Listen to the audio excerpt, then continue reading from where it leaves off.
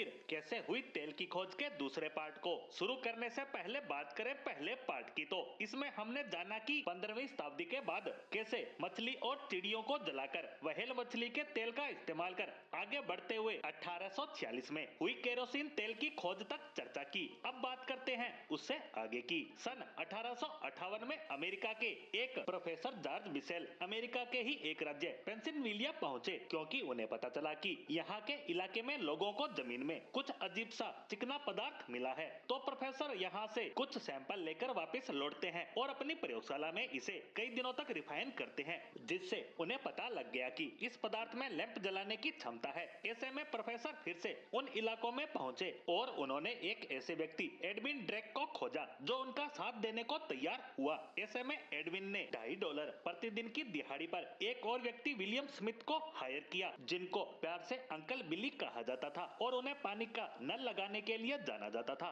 जमीन में ड्रिलिंग करने का उनका अच्छा खासा एक्सपीरियंस था। ऐसे में एडविन ड्रेक अंकल बिली और उनके 2 बेटों के साथ मिलकर इस इलाके में ड्रिलिंग का काम शुरू करते हैं। लेकिन कुछ महीनों की ड्रिलिंग के बाद भी उन्हें कुछ खास नहीं मिलता और इसी तरह ड्रिलिंग करते हुए वे यहाँ के टाइटस विले क्षेत्र में पहुँचते हैं। अंकल बिली और उनके बेटे मेटल के पाइप के साथ ड्रिलिंग शुरू करते हैं। शुरुआत में कुछ तेल मिला भी, लेकिन 39 फीट गहराई पर एक बड़ा पत्थर आ गया, जिससे ड्रिलिंग पाइप अटक गए। ऐसे में एडविन ड्रेक स्ट्रीम इंजन लेकर आए, जिससे इस पत्थर को तोड़ा गया। जब ये सब काम चल रहा था तब लोग इनका मजाक उड़ाया करते थे और इन्हें पागल तक बताते थे, लेकिन ये लोग डटे रहे और 60 फीट गहराई तक जा पहुंचे। तब तक एडविन पूरी तरह से निराश हो चुके थे और अंकल बिली से कहते हैं कि मुझे नहीं लगता कि यहाँ कुछ निकलेगा, आप चाहे तो आगे काम जारी रख सकते हैं, लेकिन मैं प्रोफेसर जॉर्ज से ड्रिलिंग बंद करने की आखिरी अनुमति लेने जा रहा हूँ। हालांकि ड्रेक के जाने के बाद भी अंकल बिली ने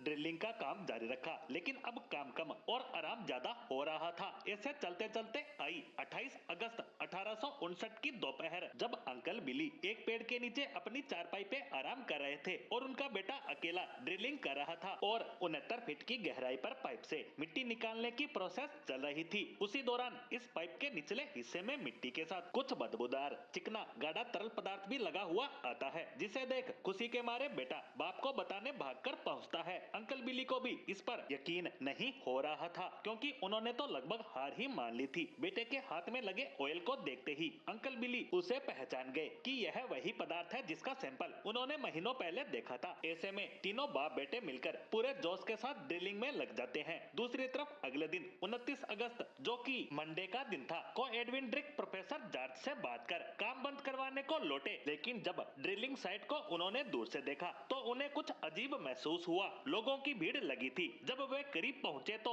बड़े बड़े ड्रम और बैरल में ऑयल भरा देखा। अंकल बिली ने एडविन को देखते ही अपने सर से गोल टोपी उतारी और सीने पर हाथ रखते हुए ड्रेक की ओर सिर झुकाकर मुस्कुराए और फिर आगे बढ़ते हुए ड्रेक को गले लगा लिया। ड्रेक को भी समझने में देर नहीं लगी कि क्या हुआ है। अमेरिकी जानकार बताते हैं कि इस ड्रिलिंग के इलाके में धीरे धीरे भीड़ बढ़ती गई। ड्रेक के कुएं के आसपास के इलाकों में बहुत से कुओं से ड्रिलिंग होने लगी। पहले के इस वीरान इलाके में करीब 15,000 लोग रहने लगे थे, लेकिन 1966 में जब कुओं में तेल कम होने लगा, जो पहले प्रतिदिन 6,000 बैरल तेल निकलता था, वो जनवरी 66 में 3,000 तक आ गया। अगले साल ये 2,000 हुआ और कुछ ही सालों में ये तेल खत्म हो गया। लेकिन तब तक पूरे अमेरिका और दुनिया को पता चल चुका था कि जमीन सिर्फ पानी ही नहीं तेल भी उगलती है, जो बड़े ही काम का होता है। और इसके बाद इस तेल के खेल में बड़े बड़े प्लेयर उतर आए, बड़े बड़े कुएं और रिफाइनरी लगने लगी।